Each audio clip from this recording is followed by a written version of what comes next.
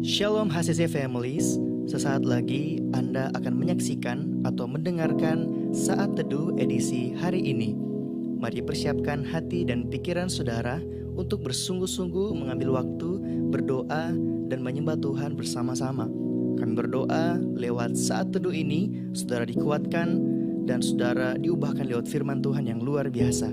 Mari siapkan hati saudara dan selamat menyaksikan.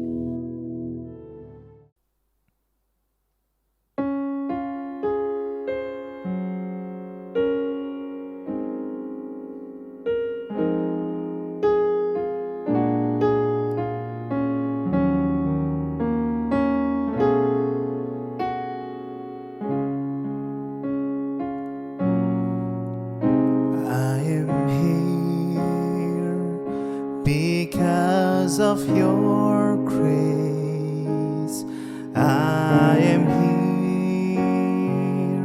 Because of your love, Lord Jesus, I am so thankful for your grace about to me.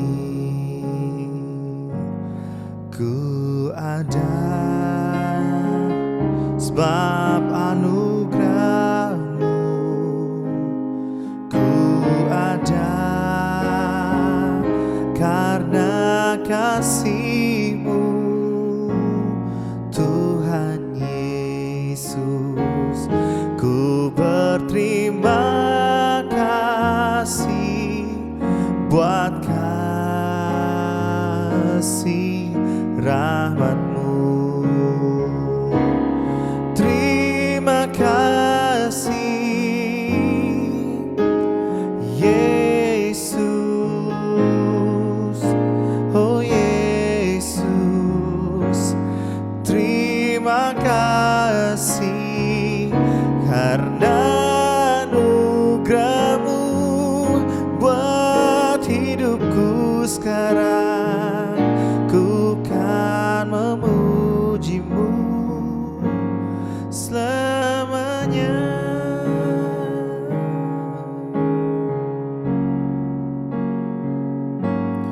Ku ada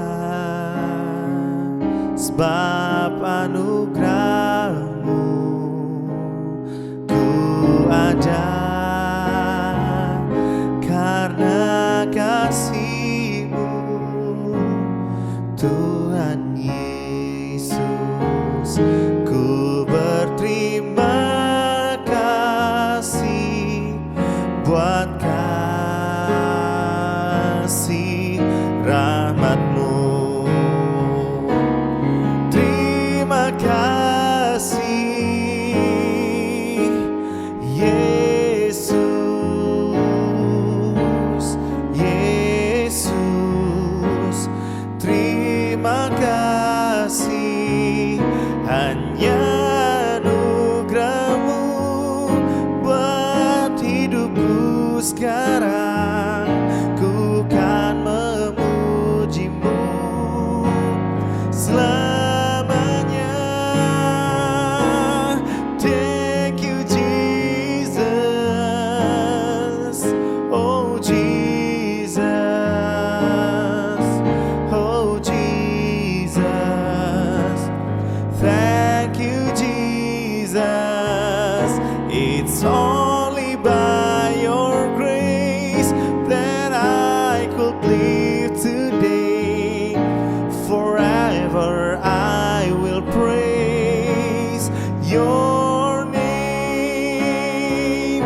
It's only by your grace that I could live today.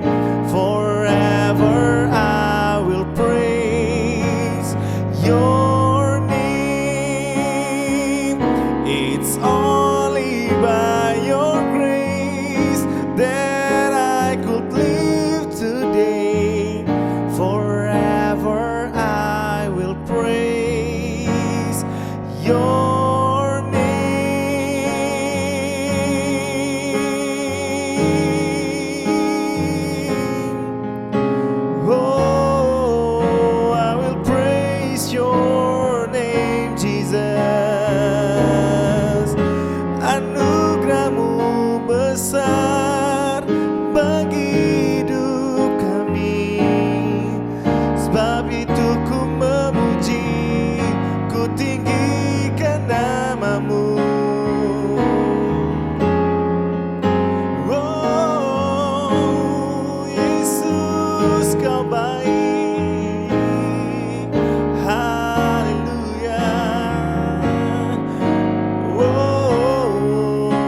suaramu, mari tinggikan Yesus. Katakan Yesus baik, Yesus kau sungguh baik bagi hidup kami. Ku memuji namamu, haleluya. Oh, selamanya ku tinggikan. Oh, Yesus kau setia, kau tak tinggalkan kami. Haleluya. Oh.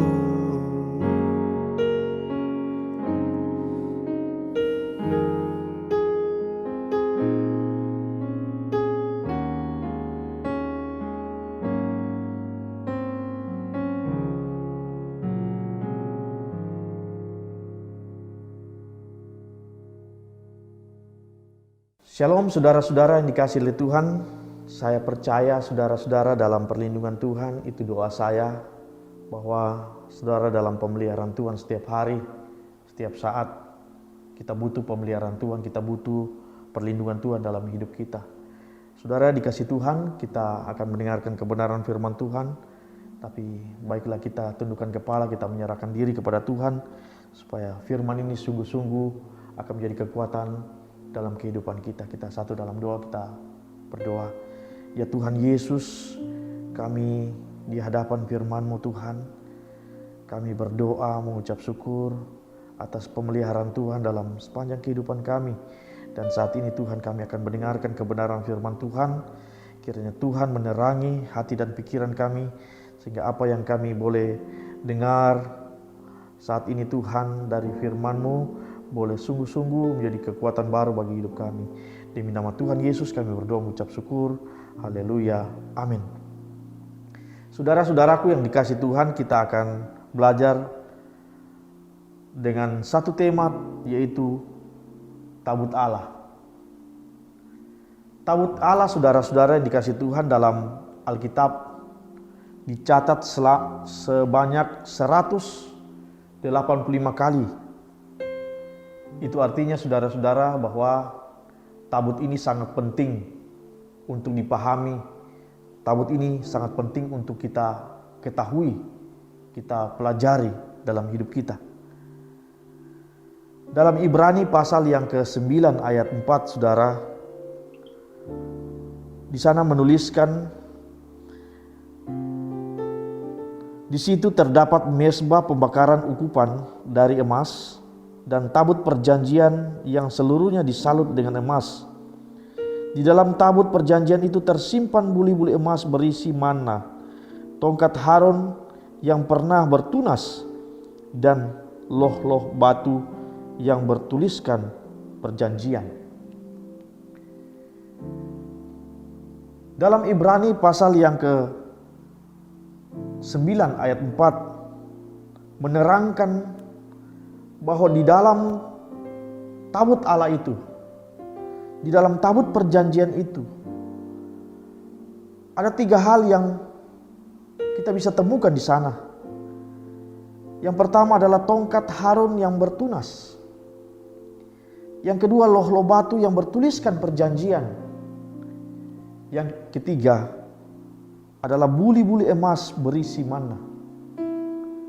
Bagi bangsa Israel, tabut perjanjian adalah tabut Allah, adalah lambang kehadiran Tuhan dalam kehidupan mereka, di mana Tuhan menyertai kehidupan mereka. Mereka tidak bisa lepas dari pemeliharaan Tuhan. Mereka tidak bisa lepas, mereka tidak bisa jauh-jauh dari tabut itu. Karena mereka yakini, mereka percayai bahwa Allah ada di dalam tabut perjanjian itu. Allah ada dalam tabut Allah itu. Oleh dan sebab itu, mereka selalu membawa tabut Allah itu kemana mereka pergi dan berada. Ketika bangsa Israel keluar dari tanah Mesir, mereka berada di padang gurun. Dan dalam saat mereka memulai perjalanan mereka dari padang gurun ke negeri perjanjian, mereka selalu membawa tabut itu. Karena mereka yakini bahwa tabut itu selalu akan menuntun kehidupan mereka. Nah, saudaraku yang dikasihi oleh Tuhan, tabut Allah melambangkan kehadiran Tuhan. Demikian juga dengan hidup kita, saudara. Kita membutuhkan hadirat Tuhan dalam kehidupan kita. Di dalam tabut perjanjian itu ada 3 hal, yaitu tongkat Harun yang mulai bertunas, yang melambangkan tentang otoritas Tuhan dalam kehidupan kita. Ketika kehadiran Tuhan dalam kehidupan kita, kita alami otoritas Tuhan. Ketika kita menikmati hadirat Tuhan, maka otoritas Tuhan akan berkuasa atas kehidupan kita. Kita akan menikmati pimpinan Tuhan dalam kehidupan kita. Nah, saudaraku yang dikasihi Tuhan, dalam Yosua pasal yang ke-6, Yosua memerintahkan para imam-imam yang mengangkat tabut Allah itu, saudara, berjalan di depan mereka untuk mengelilingi tembok Yeriko itu selama 7 hari. Mungkin bagi mereka, saudara, sesuatu yang aneh, saudara. Orang biasa, saudara, untuk mengepung kota, mereka tempatkan prajurit berdiri di depan mereka. Tentara-tentara yang gagah perkasa untuk berjalan di depan mereka. Sebab mereka itulah yang akan melindungi mereka. Tetapi kita lihat, saudara, Tuhan suruh Yosua untuk perintahkan imam-imam yang mengangkat tabut Allah itu berjalan di depan mereka. Dan kita bisa lihat Allah berperang bagi kehidupan mereka. Allah mengalahkan kuasa-kuasa yang besar, dan Allah memenangkan peperangan itu bagi orang Israel. Nah, saudaraku yang dikasihi oleh Tuhan, kita lihat, saudara, ketika Yosua juga perintahkan imam untuk mengangkat tabut itu berjalan di depan bangsa Israel. Ketika bangsa Israel hendak masuk ke tanah perjanjian, mereka harus menyeberangi sungai Yordan, saudara. Ketika para imam itu, saudara, mau langkahkan kaki mereka ke dalam air sungai Yordan itu, sungai itu menjadi kering. Dan selama mereka di dalam air itu, saudara, di dalam sungai Yordan itu, bangsa Israel boleh berjalan di tempat yang kering sampai mereka keluar dari sungai Yordan itu. Sungai itu baru kembali normal seperti biasa. Itulah sebabnya, saudara, bagi bangsa Israel, tabut Allah itu sangat penting, karena melambangkan bahwa hadirnya Tuhan dalam kehidupan mereka. Tongkat Harun berbicara tentang bagaimana otoritas Tuhan yang kita boleh alami dalam kehidupan kita. Ketika Tuhan hadir dalam hidup kita, ketika kita memberikan tempat bagi hidup kita, Roh Kudus mengisi hidup kita, Yesus hadir dalam kehidupan kita, maka Dia akan berkuasa atas kehidupan kita. Yang kedua, saudara-saudara yang dikasihi Tuhan, Loh Batu berbicara tentang tuntunan Tuhan. Tuntunan Tuhan berbicara tentang firman yang selalu menuntun kehidupan kita. Dalam Keluaran 25, saudara, ayat yang ke-22. Keluaran 25, ayat yang ke-22 berkata, saudara, dan di sanalah aku akan bertemu dengan engkau, dan di atas tutup perdamaian itu, dari antara kedua kerub yang di atas tabut hukum itu, aku akan berbicara dengan engkau tentang segala sesuatu yang kuperintahkan kepadamu untuk disampaikan kepada orang Israel. Nah, saudaraku yang dikasih oleh Tuhan, kita bisa melihat bahwa tabut itu adalah lambang kehadiran Tuhan. Dan Tuhan menuntun bangsa itu dari tabut itu. Nah, dari tabut itulah Tuhan berbicara. Lambang kehadiran Tuhan adalah kita akan melihat bagaimana otoritas Tuhan berkuasa bagi kehidupan kita. Bagaimana Tuhan menuntun kehidupan kita.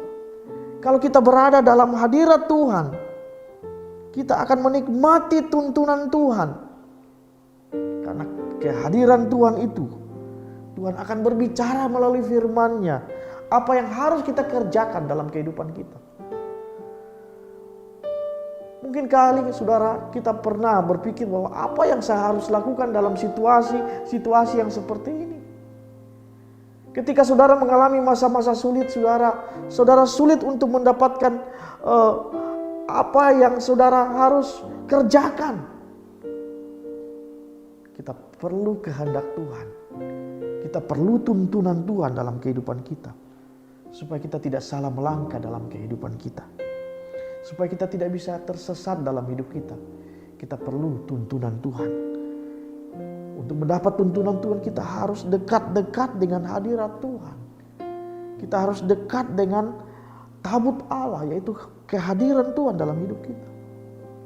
Ketika kita berdoa kepada Tuhan, saudara, kita tidak hanya meminta kepada Tuhan apa yang kita mau, saudara. Sebab di dalam doa itu ada 70% waktu kita untuk baca firman Tuhan. Untuk mengerti kehendak Tuhan. Dan sisanya 30% kita minta kepada Tuhan. Doa bukanlah sesuatu hal 100% kita meminta apa yang kita mau kepada Tuhan. Kemudian kita tinggalkan dan kita berkata bahwa Tuhan akan kerjakan apa yang saya mau. Tetapi di sini mengajarkan doa kita yang kita lakukan kepada Tuhan. Kita minta kehendak Tuhan. Untuk baca firman Tuhan kita akan dapat kehendak Tuhan dalam hidup kita. Nah, saudaraku yang dikasih oleh Tuhan, kita perlu penyertaan Tuhan. Kita perlu tuntunan Tuhan. Untuk itu, mari kita dekat dengan hadirat Tuhan. Kita tetap mengundang hadirat Tuhan dalam kehidupan kita.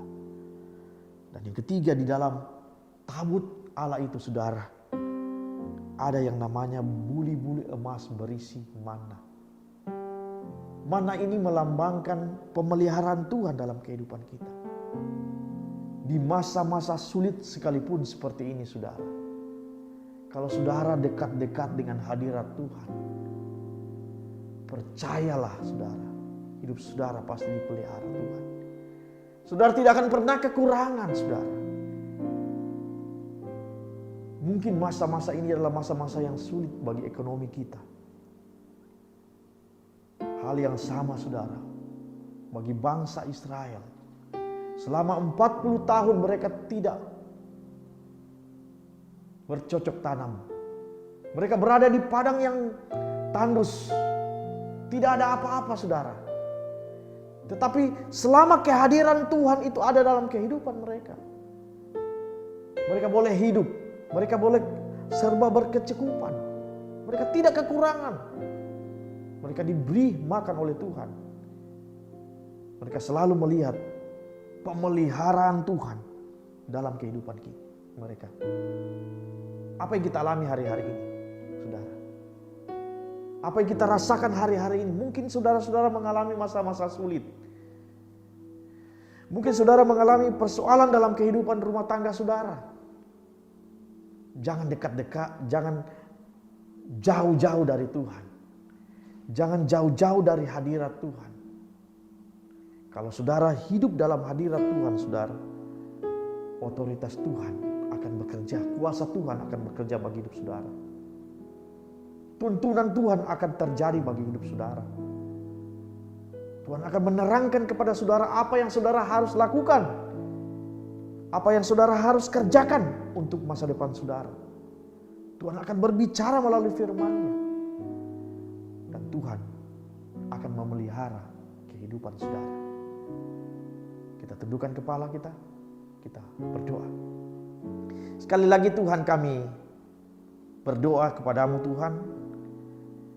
Biarlah firman ini Bapa boleh tertanam baik dalam hati kami, dalam pikiran kami.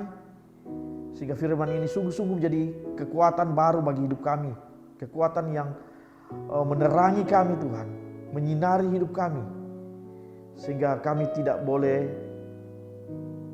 jauh-jauh dari Tuhan. Kami boleh tetap kuat, tegar dalam menghadapi situasi apapun. Engkau berfirman bagi kehidupan kami. Dalam hidup kami boleh memperoleh kekuatan baru. Haleluya. Amin. Terima kasih Anda telah menyaksikan Worship from Home edisi Saat Teduh. Kami berdoa saudara diberkati dan dikuatkan lewat edisi Saat Teduh kali ini. Sampai berjumpa di konten online Worship from Home berikutnya. Tuhan Yesus memberkati.